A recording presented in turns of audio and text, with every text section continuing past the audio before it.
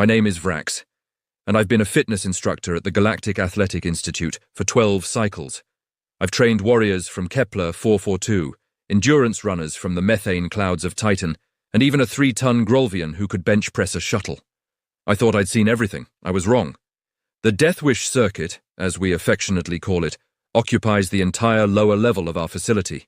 It's a 2-mile obstacle course designed by a committee of masochists and military engineers who apparently lost a bet with death itself.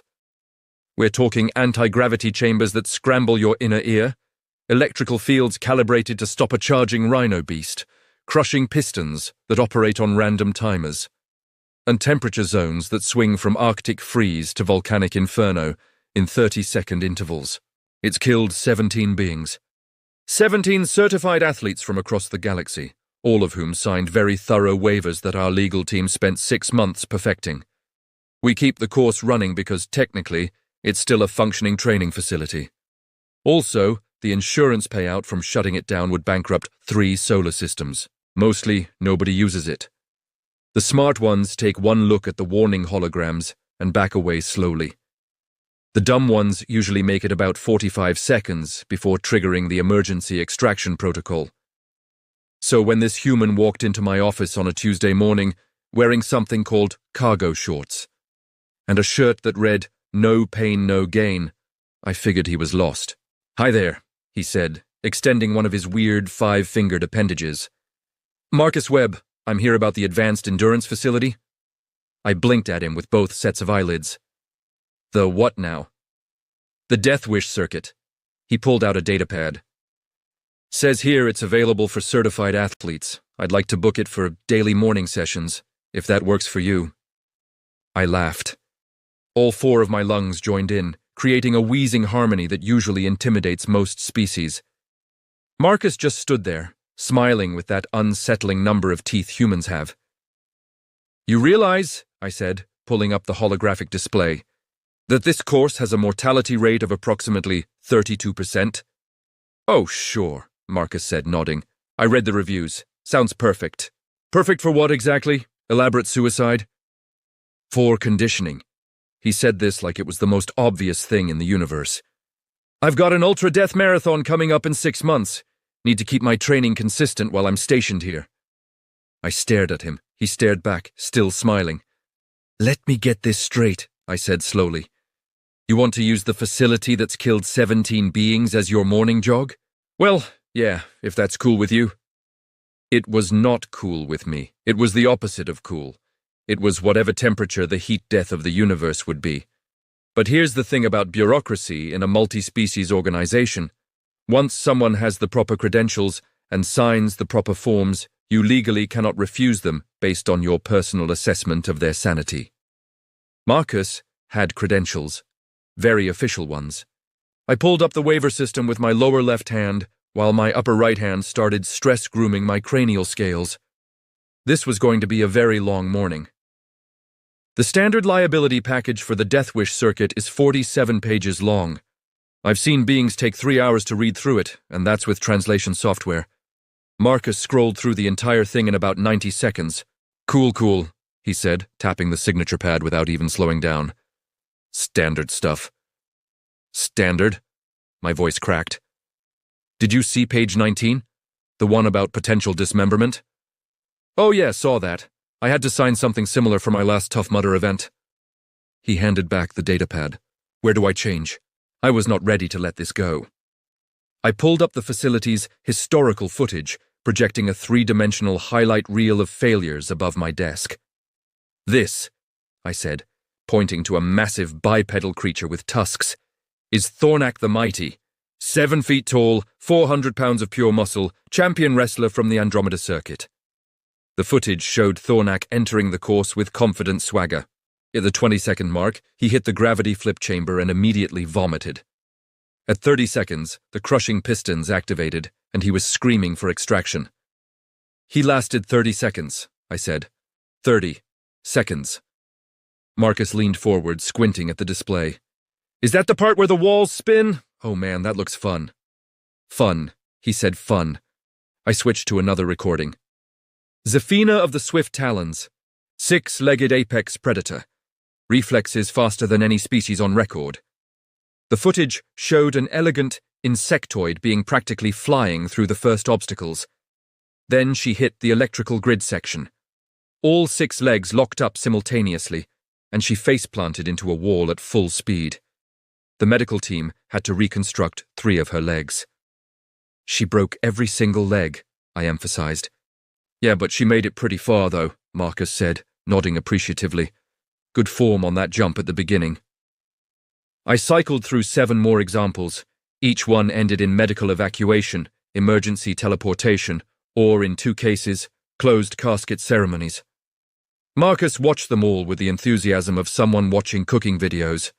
The facility's AI system chose this moment to be helpful.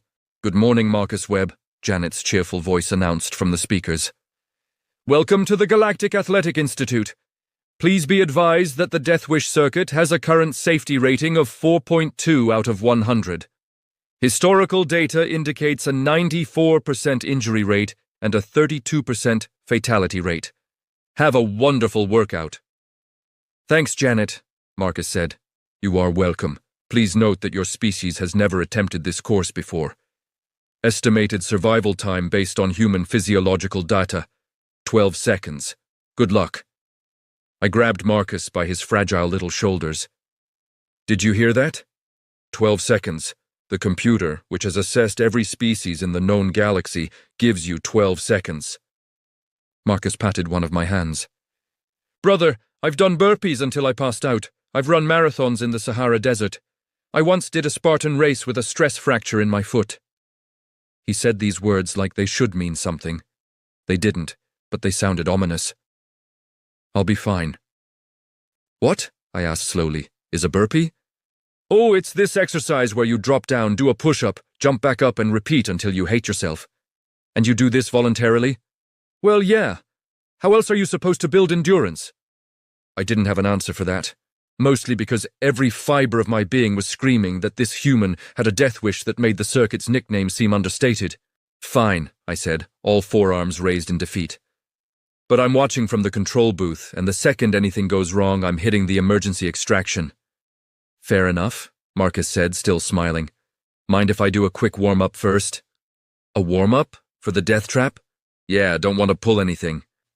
He proceeded to do something called dynamic stretching right there in my office, bending his body in ways that made my spine hurt, just watching. When he casually put his foot behind his head, I had to look away. Janet's voice chirped again. "Fascinating. Human flexibility exceeds initial projections by 47%, revising survival estimate to 14 seconds. "MC?" Marcus said, standing up. "Already improving." I led him to the course entrance, each step feeling like a walk to an execution. My execution, specifically, because the paperwork for a human fatality was going to be astronomical. Dr. Kelwin was already in the observation booth when I arrived, his tentacles wrapped around 3 different medical scanners. He's a Zilarian, which means he has about 15 advanced degrees in trauma medicine and 0 tolerance for preventable stupidity. "Tell me you talked the human out of this," he said without looking up. "I tried. He signed the waivers." "Of course he did." Kelwin's main eye focused on the monitor, showing Marcus at the starting line. "What is he wearing? Is that cotton? Does he not understand the temperature variations in the thermal zones?" "I gave him the equipment list," I said defensively. He said, and I quote, "Nah, I'm good." Marcus stood at the entrance in what he called his running gear, synthetic shorts, a moisture-wicking shirt, and something called cross-trainers on his feet. No exoskeleton, no gravity dampeners, no emergency teleporter beacon. He did have a water bottle strapped to his waist, which somehow made the whole thing worse. "This is insane," Kelwin muttered. "I'm prepping the medical bay.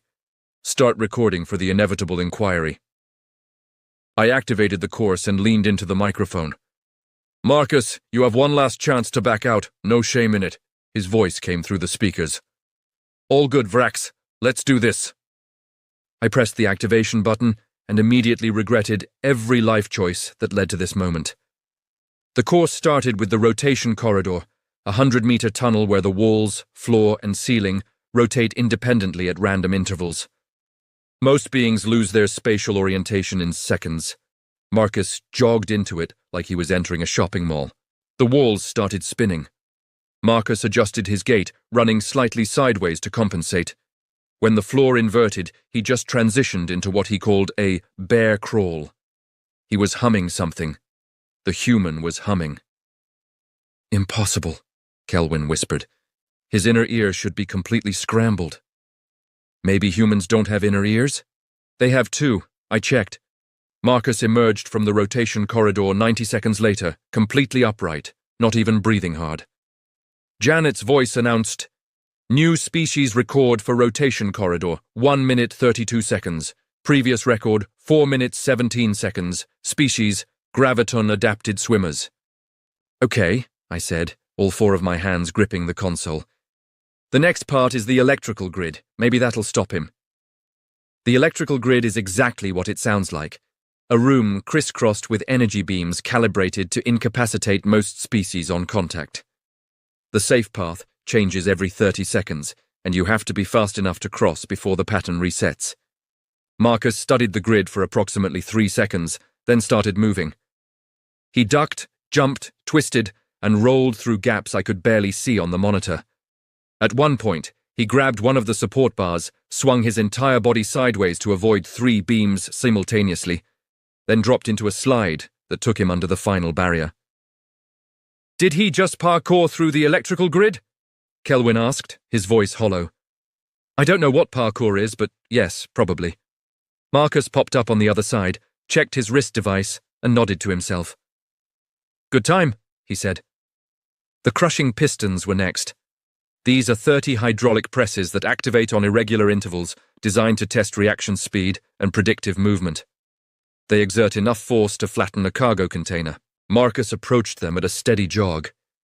"He's not slowing down," I said. "Why isn't he slowing down?" "Because he's suicidal," Kelvin said, preparing to activate the emergency extraction. The first piston slammed down. Marcus had already passed. The second piston fired. He wasn't there. The third, fourth, and fifth pistons created a rapid-fire sequence that should have been impossible to predict. Marcus ducked under one, jumped over another, and then, I swear on my ancestors' scales, he grabbed the edge of a descending piston and did a pull-up while waiting for the next gap to open. "A pull-up!" I screamed at the monitor. "He's doing a pull-up on the murder machine!" "Might as well use the rest time," Marcus said cheerfully, apparently hearing me through the comm system. "Recovery is part of training, you know."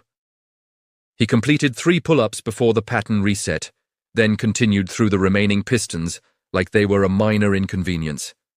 The thermal zones came next, alternating chambers of extreme cold and heat. Negative 40 degrees Celsius, then 200 degrees Celsius, back and forth for a quarter mile. Marcus entered the first freeze chamber. His breath became visible, and I could see his skin turning red from the cold. But he just kept jogging, doing something with his arms that he called keeping the blood flowing. He hit the heat chamber. Steam rose from his sweat-soaked shirt. Any sane being would have stopped.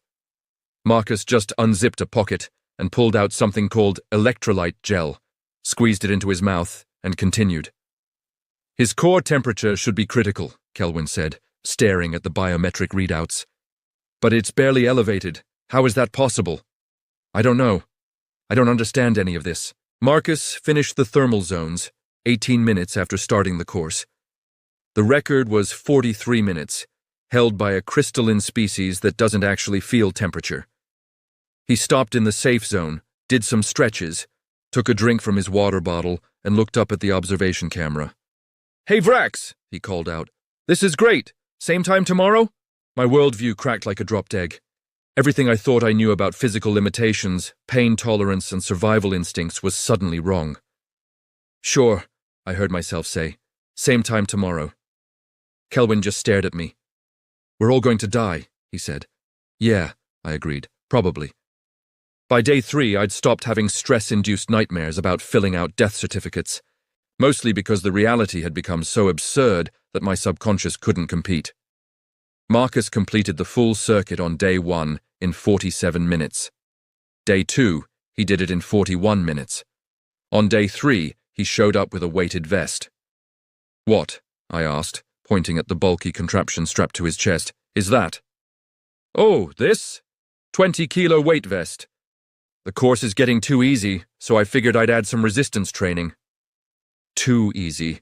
The course that had killed 17 beings was too easy. You're insane, I said flatly. Nah, just trying to optimize my training. Back on Earth, I'd usually do hill sprints with twice this weight after my morning run. Gotta maintain the gains, you know. I did not know. I would never know. Marcus proceeded to complete the course in 43 minutes, with the extra weight, which made no sense according to any physics I understood. He finished by doing 50 push-ups in the safe zone because, quote, the cool-down is important. Word spread. By day 4, we had spectators. Lieutenant Kraz showed up first. He's a Vorgalian, which means he's 9 feet of armored hide, retractable claws, and a military service record that includes 3 separate citations for excessive combat effectiveness. His species is literally bred for warfare. This is the human? Kraz asked, watching the monitors as Marcus navigated the spinning blades section while blindfolded. Oh, right. Marcus had added a blindfold on day 4 because proprioception training is important. That's him, I confirmed. Impossible. Humans are Class 5 Death Worlders at best. Mid-tier durability, average strength, no natural weapons. Kraz crossed his forearms. I will demonstrate proper technique. Please don't, Dr. Kelwin said from his corner, where he'd taken up permanent residence. My medical bay can't handle this. Kraz ignored him. 20 minutes later, after Marcus finished his workout, Kraz entered the course in full military tactical gear. He made it to the electrical grid before his armor's circuitry fried. Then, the crushing pistons caught his left arm, fracturing his exoskeleton in 3 places. The emergency extraction triggered at 47 seconds. Marcus was waiting in the medical bay when they brought Kraz in, doing something called static stretches in the corner. Hey man, Marcus said, walking over. Good effort out there. Really solid initial approach. Kraz stared at him with all 3 eyes. How? He whispered. How do you survive? Oh, you just gotta work on your core strength, Marcus said, completely serious. And maybe some interval training? The course is really about cardiovascular endurance mixed with dynamic mobility. Happy to share my workout plan if you want. Your workout plan, Kraz repeated slowly. Yeah, it's pretty basic. 4 days of strength training, 2 days of cardio, 1 active recovery day. Though I usually throw in some yoga on rest days for flexibility. I watched Kraz's face cycle through several emotions, landing somewhere between horror and existential dread. You do additional training, beyond the death circuit? Well, yeah, this is just my morning conditioning. Gotta hit the weights in the afternoon. Kraz requested an immediate transfer to a different station the next day. The spectators kept coming, though. Scientists, athletes, military personnel, even some civilians who'd heard rumors about the insane human. They gathered in the observation booth every morning, watching Marcus treat lethal obstacles like a casual workout. A betting pool emerged. Not about whether Marcus would survive. That question had been answered. The bets were about what new crazy modification he'd add to his routine. Day 7, backwards running through the gravity chambers. Day 9, adding jumping jacks between obstacles. Day 12, he brought resistance bands and did lateral exercises while waiting for the pneumatic crushers to reset. Why? I asked him after that session. Why do you keep making it harder? Marcus took a long drink from his water bottle. Because that's how you improve, Vrax. Progressive overload. If you keep doing the same thing, your body adapts and you plateau. Gotta keep challenging yourself. But you're already surviving a course designed to be unsurvivable. Right. But am I thriving? He said this like it was a reasonable question. There's a difference between just getting through something and actually pushing your limits. Your limits, I said, appear to be theoretical concepts that don't actually exist. Nah, everyone has limits. I just haven't found mine yet. He grinned. That's the fun part. By week 3, Marcus had a regular audience of about 30 beings from various species, all watching in silent awe or horror, depending on their disposition. Someone started recording his runs and posting them on the galactic net. The videos went viral. Humans, it turned out, had a reputation in certain corners of the galaxy as the crazy endurance species, but most beings assumed it was exaggerated. Marcus was providing very concrete evidence that, if anything, the reputation was understated. Dr. Kelwin pulled me aside during week 4. "I've been analyzing his biometrics," he said, showing me charts that looked like modern art. "His pain tolerance, recovery speed, and adaptation rate are all off the charts. And I mean that literally. He's exceeding every baseline we have for known species." "So humans are just built different?" "Apparently." Kelwin's tentacles twisted in his species equivalent of a confused shrug. "I contacted some colleagues who've studied human physiology. They sent me something called extreme sports footage from Earth. Vrax, humans throw themselves off cliffs with fabric wings. They surf frozen water waves. They run races that take 24 hours straight through mountain ranges, by choice for fun. That can't be real. I have 300 hours of verified footage. It's real. They call it recreation." Kelwin looked at me with his large, sad eyes. "We've been operating under the assumption that survival instinct is universal. I don't think humans got that particular evolutionary memo." I looked through the observation window at Marcus, who was currently doing one-armed handstand push-ups in the safe zone because he had a few extra minutes. "Yeah," I said. "I'm starting to realize that." I finally snapped on day 38. Marcus showed up that morning with a smile, ready for another session. I blocked the entrance with all 4 arms spread wide. "No," I said. "No? No, I'm not letting you in until you explain this to me." I gestured wildly at the course, at him, at the entire incomprehensible situation. "Why are you doing this? What is worth this level of suffering? Are you training for a war? Is your species under threat? Are you some kind of super soldier?" Marcus blinked. "What? No, dude, I told you. I've got an ultra-death marathon in 6 months." "Explain what that is, in detail. Pretend I'm an idiot." "Well, I don't think you're an idiot. Marcus, explain." He shrugged. "Okay, so it's this endurance race back on Earth, 100 miles through mountain terrain. There are obstacles every few miles, walls to climb, mud pits to crawl through, rivers to cross, that kind of thing. Takes most people about 30 hours to complete, if they complete it at all. 60% dropout rate." I waited for the part that made sense. It didn't come. "Let me understand this correctly," I said slowly. "You voluntarily signed up to run 100 miles through hostile terrain, with obstacles taking 30 hours, with a high chance of failure." "Yeah, that's the basic idea. And you paid money to do this?" "Oh yeah, entry fee is pretty steep, about 300 credits. "You paid someone to torture you." "Well, when you put it like that, it sounds bad." Marcus scratched his head. "It's more about pushing yourself, you know, testing your limits, plus the sense of accomplishment when you finish is amazing."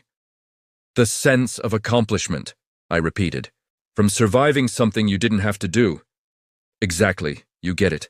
I absolutely do not get it." Marcus looked confused by my confusion, which made the whole thing worse. "Vrax, buddy, it's just fitness culture. Everyone does stuff like this." "Everyone? Every human?" "I mean, not everyone, but it's pretty popular. There are thousands of these events every year. Tough Mudders, Spartan races, Ironman competitions, ultra-marathons, adventure races." He started counting on his fingers. "Oh, and there's this thing called the Barkley Marathons where only like 15 people have ever finished in 40 years. That one's on my bucket list." Something in my brain broke. Actually broke. I heard a small cracking sound. "Janet," I called out. "Research human fitness activities, full report." "Certainly," the AI responded. "Accessing Earth recreational databases now. Oh my. Oh dear, this is quite extensive."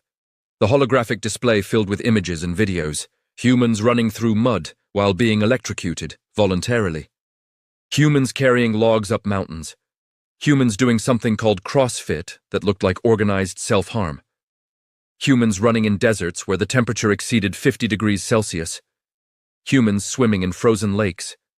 Humans racing up skyscraper stairs. Humans doing obstacle courses that made our Death Wish circuit look like a casual stroll. Popular human fitness trends include, Janet continued in her cheerful voice, high-intensity interval training, also known as HIIT, where participants exercise until experiencing muscle failure and nausea. Marathon running, where participants cover 42 kilometers on foot, often experiencing severe joint pain and gastrointestinal distress. Competitive CrossFit, which combines Olympic weightlifting with metabolic conditioning until participants achieve what is called puking or passing out, considered a badge of honor. A badge of honor, I whispered. Additionally, Janet went on, because apparently the universe wasn't done crushing my soul, humans engage in something called rhabdomyolysis, a condition where extreme exercise literally breaks down muscle tissue, releasing proteins into the bloodstream that can cause kidney damage. Some humans consider this an acceptable training outcome. Dr. Kelwin had joined us, his medical scanner clutched in two tentacles. They're training so hard it destroys their own bodies? Apparently, Marcus said, that's how you build muscle. You break it down, it repairs stronger. No pain, no gain, right? That's insane, Kelwin said. Or, Marcus countered, it's just efficient adaptation. Why would evolution give us recovery capabilities if we weren't supposed to push to the breaking point? I couldn't argue with that logic, mainly because it was so alien to my thinking that I didn't even know where to start. Janet, I said weakly, what about the recreational aspects? Surely humans don't actually enjoy this. Research indicates that humans derive significant psychological satisfaction from endurance activities. Many report experiencing something called a runner's high, an endorphin-induced euphoric state achieved through prolonged cardiovascular stress. Surveys indicate 73% of human endurance athletes describe their hobby using terms like addictive, therapeutic, and the only thing that makes me feel alive. Marcus nodded along like this was all perfectly normal. Yeah, that tracks. Nothing beats that feeling when you cross the finish line, you know? No, I said. I don't know. My species has a survival instinct. So do we, Marcus said. We just also have this thing where we like to test it regularly to make sure it's still working. I pulled up a chair, all four legs suddenly feeling weak. So this whole time you've been using the deadliest training facility in the known galaxy as what? A substitute for your regular routine? Yeah, basically. It's actually a bit easier than my usual setup, but the variety is nice. Keeps things interesting. Easier, I said. It's easier. Well, yeah. I mean, on Earth, I'd do a 20-mile trail run with 2,000 meters of elevation gain before breakfast, then hit the gym for a 2-hour lifting session, then maybe do some swimming or cycling in the evening. Here, it's just the one course in the morning, so I've actually got more free time. Dr. Kelwin made a sound, like air escaping from a punctured lung. Marcus looked at both of us with genuine concern. Are you guys okay? You look kinda pale. Well, paler than usual. We're fine, I lied. Just processing. Cool, so can I go run the course now? I'm getting cold standing here. I moved aside. What else could I do? You can't fight evolution. You can't argue with a species that looks at suffering and says, yes, more please. Marcus jogged into the course, and I watched him go with the numb acceptance of someone who's realized the universe is far stranger than they ever imagined. I need to update my medical textbooks, Kelwin said quietly. All of them. I need to update my entire understanding of physical training, I replied. Humans are terrifying. Yeah, I agreed. And the scary part? Marcus is apparently just an average enthusiast. We stood there in silence, watching the monitor as Marcus cheerfully navigated through obstacles that had killed beings twice his size, while humming something he called Eye of the Tiger. The galaxy was a much more frightening place than I'd thought. 6 weeks after Marcus Webb walked into my office, he walked out for the last time, having completed his conditioning phase. He left a 5-star review on the Galactic Net, calling the Death Wish circuit a solid intermediate-level workout facility with good variety. Intermediate level. The review went viral because of course it did. Within a week, the Galactic Athletic Institute's administration contacted me. They were very excited. For the first time in the facility's history, we were getting positive publicity. The course that had been our greatest liability was suddenly our greatest asset, thanks to one human's casual endorsement. This is a tremendous opportunity, Director Zelborn said via hologram, her crystalline features practically glowing with enthusiasm. We want to rebrand, No more Death Wish circuit. We're thinking the human challenge. Absolutely not, I said. We're hiring Marcus Webb as a special consultant to help us redesign the course based on human training principles. You can't be serious. He's already accepted. Congratulations, Vrax. You're being promoted to assistant instructor. Marcus will be lead course designer and head trainer. The hologram clicked off before I could respond, which was probably for the best because my response would have required significant censoring. Marcus arrived 2 weeks later with a datapad full of plans, a wall of human fitness certifications I couldn't pronounce, and that same impossible smile. Hey Vrax, ready to revolutionize galactic fitness? No, I said, not even a little bit. Awesome. So I've been thinking about programming. We need to implement periodization, incorporate progressive overload principles, and add some mobility work. The course is great, but it's missing structured progression. He pulled up his plans. The old Death Wish circuit, which had terrified beings across the galaxy, was now labeled Moderate Difficulty, Level 5. There were 10 levels. What, I asked, pointing at Level 10, is the Apex Predator Protocol? Oh, that's for advanced athletes. Combines everything from levels 1 through 9 with added cardiovascular stress and reduced recovery time. I figured we'd reserve that for people training for competitive events. Marcus, the old course killed 17 beings. Right, which is why we're adding the lower levels. Not everyone's ready for level 5 intensity. He scrolled down. Level 1 is basically just walking with some light obstacles, perfect for beginners or species with mobility limitations. Then we gradually increase complexity and intensity. I stared at the plans. Despite my better judgment, they actually made sense. By breaking down the course into progressive stages, it became accessible rather than immediately lethal. Species could build up to the higher levels instead of being thrown into certain death. You've actually thought this through, I admitted. Well, yeah. Good programming is important. Can't just throw people into the deep end and expect results. He grinned. Unless they're specifically training for deep end scenarios, in which case we've got level 8. The new system launched a month later. The rebranded Galactic Performance Center opened with Marcus leading the inaugural session, demonstrating level 5, the former Death Wish circuit, for a crowd of spectators and very nervous administrators. He completed it in 37 minutes, then casually mentioned he was doing level 6 the next day just to show what's possible. Beings started signing up. Cautiously at first, starting at level 1, but the progressive system worked. Athletes who never would have touched the old course found they could handle the lower levels and gradually build up their capabilities. Within 3 months, we had participants from 40 different species. The fatality rate dropped to 0, mainly because Marcus had implemented proper training protocols, safety measures, and something he called listening to your body. If it hurts in a bad way, stop, he told a class of mixed species athletes. There's productive discomfort and destructive pain. Learn the difference. This was apparently revolutionary advice in human fitness culture too, based on the number of human followers who showed up after watching his training videos.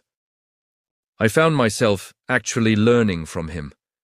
Marcus understood biomechanics, recovery protocols, and adaptation principles better than most certified instructors I'd met. He just applied them in ways that seemed insane until you realized they worked. Pain is just weakness leaving the body, Marcus told me one morning, watching a Grolvian successfully complete level 3, something they never could have done before. That's still the worst philosophy I've ever heard, I replied. Maybe. But look. He pointed at the Grolvian, who was celebrating with their training partner, both of them exhausted but accomplished. They're stronger than they thought possible. That's what this is about. Not surviving, but discovering what you're capable of. I looked at our registration numbers, our 0 fatality record, and the beings who kept coming back day after day, pushing themselves in ways they'd never imagined. I still think you're crazy, I said. Probably, Marcus agreed. But it's working, right? It was working. The facility that had been a death trap had become a legitimate training center, all because one human decided to use it for his morning jog and then had the audacity to suggest improvements. The galaxy hadn't gotten any less strange. If anything, humans had made it stranger, but they'd also made it more interesting. I watched Marcus head out to demonstrate Level 7 for a group of military trainees who'd specifically requested the intense human workout. He was humming again, some song about being a champion. "Janet," I said to the AI, "update my employment records. Change my title to assistant instructor." "Updating now," Janet replied. "For what it's worth, Vrax, human training methodologies have reduced facility insurance premiums by 87% and increased enrollment by 600%. Your species may not understand human fitness culture, but it is demonstrably effective." "Yeah," I said, pulling up the schedule for my own training session. Marcus had insisted all staff participate in the programs. I was currently on Level 2.